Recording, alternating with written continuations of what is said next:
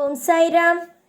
என் அன்பு செல்லமே, என்னுடைய அழகான தங்கமே, வாழ்க்கையில் நிறைய பேருக்கு நிறைய விதமான வழிகள் எல்லாம் இருந்திருக்கிறது. ஆனாலும் சில பேருடைய வாழ்க்கையில் ஏதோ ஒரு நபர் மட்டுமே துரத்தி கொண்டே இருப்பார்கள். அந்த மாதிரி தான் உன்னுடைய வாழ்க்கையிலும் நடக்கிறது.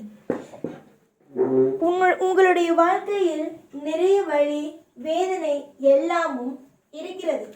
எல்லா விதமான காயங்களையும் தாண்டினாலும் ஒரு சில வழிகளை உங்களால் தாண்ட முடியவில்லை. அதற்கு காரணங்கள் என்னவென்பதை யோசித்தால் ஒரு நபர், அந்த நபர்தான் உங்களுடைய வாழ்க்கையில் இருக்கும் அனைத்து விதமான வழிகளுக்கும் காரணமே. அது யார் என்னவென்பது உங்களுக்கு ஏற்கனவே பரிச்சயப்பட்டதே.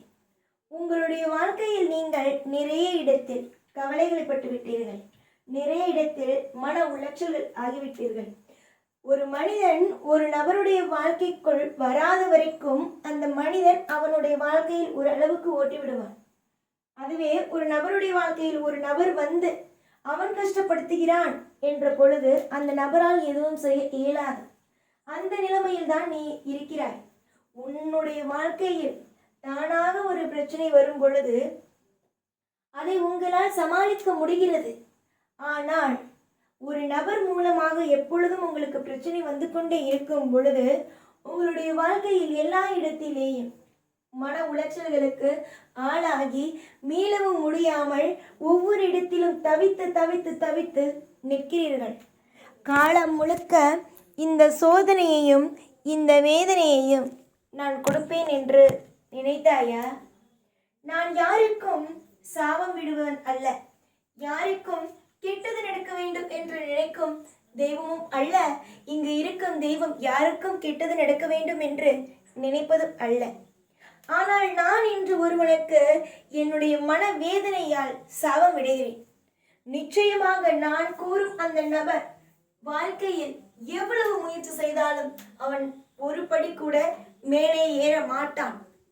அது யார் என்றால், உன்னுடைய வாழ்க்கையை சமீப காலமாக உங்களுடைய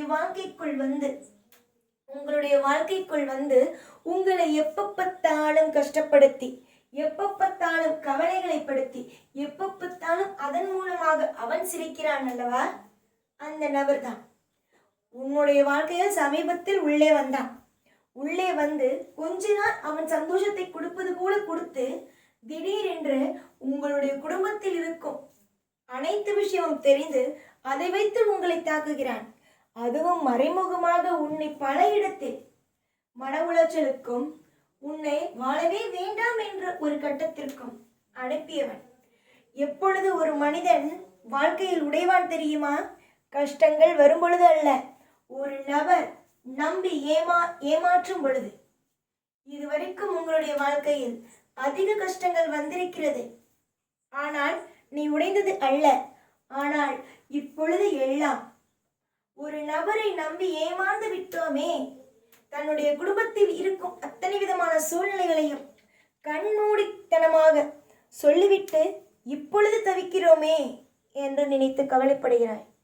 கவலைப்படாதே கண்மணி, வாழ்க்கையில் எல்லாம் மாறும். ஒரே மாதிரியான விஷயங்கள் என்றும் எப்பொழுதும் இருக்காது. எப்பொழுதும் மாற்றங்கள் நிறைய இருக்கும். நிறைய புதிய அத்தியாயங்கள் பிறக்கும். அந்த அத்தியாயத்தில் உன்னை கஷ்டப்படுத்துபவன் மறையலாம். புரிந்ததா? அவன் இப்பொழுது நன்றாக இருக்கிறான், அதனால் உன்னை குட்டி குட்டி குட்டி கீழே அமர்த்துகிறான். ஆனால் உனக்கென்று காலம் வந்துவிட்டது. அப்பொழுது அவன் வாழ்க்கையில் உடைவான். அதை நீ பார். ஆனால் ஒன்று, உதவி செய்யலாம், வாழ்க்கையில் உதவி செய்யலாம். அவனுடைய வாழ்க்கைக்குள் போய் அவன் நல்லவதான், ஏதோ ஒரு தவறு செய்து விட்டான் என்று நினைத்து போய் உதவி செய்வதோ இல்லை மற்ற விஷயத்தில் தலையிடுவதோ நீ இட்டால் உன்னுடைய வாழ்க்கை இங்கு இந்த உலகத்தில் இருக்கும் எந்த தெய்வத்தாலும் எந்த மனிதர்களாலும் காப்பாற்ற இயலாது. அதை மட்டும் நன்றாக தெரிந்து கொள்ளுங்கள். காலம் முழுக்க உங்களுடைய வாழ்க்கைக்குள் நான் இருக்கிறேன், இருப்பேன். இந்த நொடியிலேயும் எல்லா நொடியிலேயும் உங்களுக்கு கருணை பார்வை என்னிடமிருந்து கிடைக்கும்.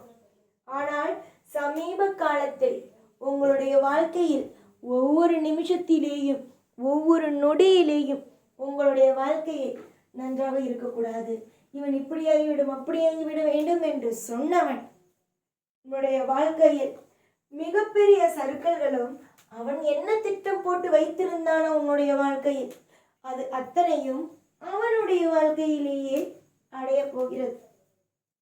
நாம் சாபம் விடுவதோ இல்லை மற்றவரை பார்த்து பொறாமைப்படுவதோ தவறு. ஆனால் நான் தெய்வம், இந்த உலகத்தில் உன்னை காப்பதற்காக உன்னை தேடி வந்திருக்கிறேன். உன்னை எப்பொழுதும் பாதுகாப்பான நிலைமையில் வைக்க வேண்டும் என்ற ஒரு ஆசையோடு இருக்கிறேன்.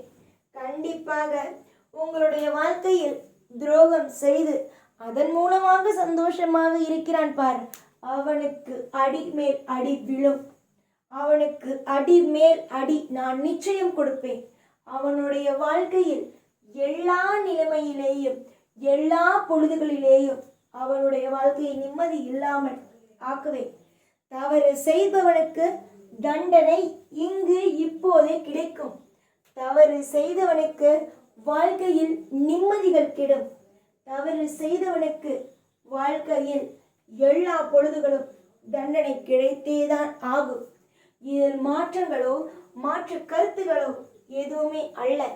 சாய் சாய் சாய் என்று சொல்லும் வார்த்தைகள் எல்லாம் சக்தி வாய்ந்த வார்த்தைகள் என்பதை கூடிய சீக்கிரம் நீ உணர்வாய். உனக்கு நான் புரிய வைப்பேன். 1000 வழிகள் உன்னுடைய வாழ்க்கையில் இருந்தாலும் அனைத்து விதமான வழிகளையும் உங்களுடைய வாழ்க்கையிலிருந்து நான் எடுப்பேன்.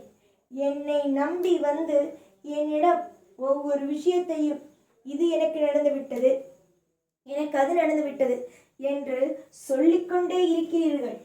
உங்களுடைய வாழ்க்கையில் என்னென்னலாம் நீங்கள் என்னிடம் சொன்னீர்களோ, என்னென்னலாம் என்னிடம் வந்து நின்று இது வேண்டும் அது வேண்டும் இந்த விஷயம் வேண்டும் அந்த விஷயம் வேண்டும் என்று என்னென்ன விஷயமெல்லாம் என்னிடம் கேட்டீர்களோ அது அத்தனையும் எல்லா நேரமும் உங்களுக்காகவே கிடைக்கும்.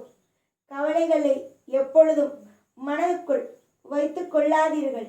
கவலைகளை எப்பொழுதும் எல்லா நாளும் எல்லா பொழுதுகளும் நினைத்து கொண்டு இருக்காதீர்கள். சந்தோஷமாக இருங்கள். நான் இருப்பேன். என்றும் என்றென்றும் துணையாகவும் பாதுகாப்பாகவும் இருப்பேன். இனிமேல்தான் உங்களுடைய வாழ்க்கையில் அனைத்தும் தொடக்கம்.